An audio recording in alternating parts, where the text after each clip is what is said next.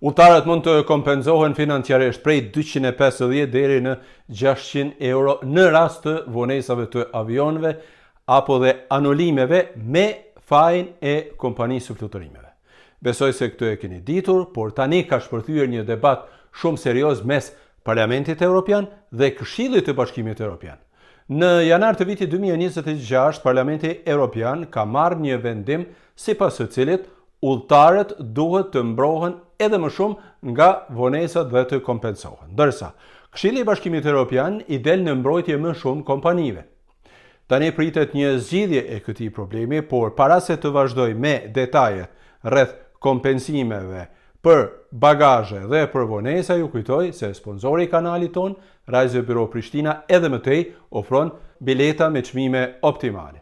Biletat mund t'i rezervoni apo prenotoni në linkun www.flyrbp.com e nëse gjatë rezervimit apo blerjes biletave përdorni kodin Bakricani bashk pra emrin dhe mbiemrin tim, atëherë do të keni edhe një zbritje të posaçme.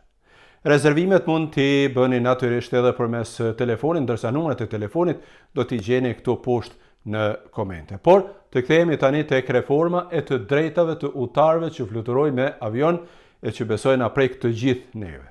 Në qershor të vitit të kaluar, pra 2025, Këshilli i Bashkimit Evropian ka miratuar disa ndryshime, të cilat parashikojnë që kompensimet për udhëtarët të paguhen vetëm për vonesat prej 4 orë e më shumë në udhëtimet në destinacione më të shkurtra. Ndërsa, për udhëtimet në distanca më të gjata, kompensimet parashikohen të paguhen për vonesa prej 6 orë e më shumë.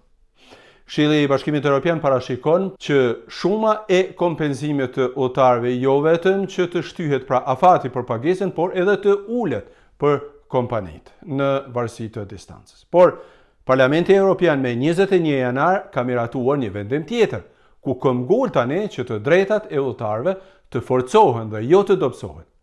Në këtë vendim thuhet se kompensimi për udhëtarët duhet të zbatohet për vonesa nga 3 orë e më shumë, siç është edhe tani. Sipas Parlamentit Evropian, parashikohet kompensimi edhe për anulimet e fluturimeve. Nëse kompania e fluturimeve është fajtore, kuptohet, sepse nëse nuk është, atëherë nuk mund të bëhen kompensime.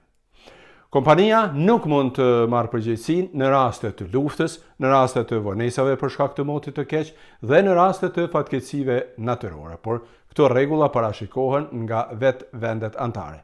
E Parlamenti Evropian propozon po ashtu ndryshimin e rregullave në favor të pasagjerëve edhe sa i përket bagazhit. Pra, mes Këshillit të Bashkimit Evropian dhe Parlamentit Evropian ka dallime goxha të mëdha sa i përket mbrojtjes së të drejtave të udhëtarëve në njërin anë dhe kompanive në anën tjetër. Por çfarë pritet tani?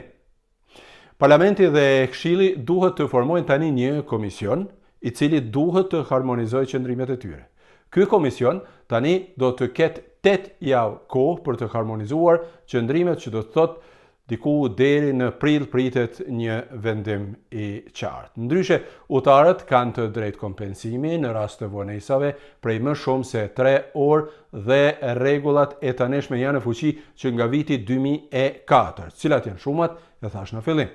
Sipas tyre rregullave që akoma janë në fuqi, udhëtarët kanë të drejtë të kërkojnë dëmshpërblim për vonesat prej 3 orë e më shumë apo për anulime për të cilat kompanitë janë përgjegjëse. Ka dhe propozime të tjera, miq të dashur, por me detajet e plota do t'ju njoftoj edhe një herë kur të harmonizohen qëndrimet mes Parlamentit Evropian dhe Këshillit të Bashkimit Evropian dhe kur të miratohen në tërësi. Ndërsa, ju nëse doni mund të abonoheni në kanalet e mia dhe mund ta shpërndani këtë video sepse më duket interesant, sepse tek e fundit të gjithë ne udhtojmë ndonjëherë me avion. Faleminderit dhe mirupafshim.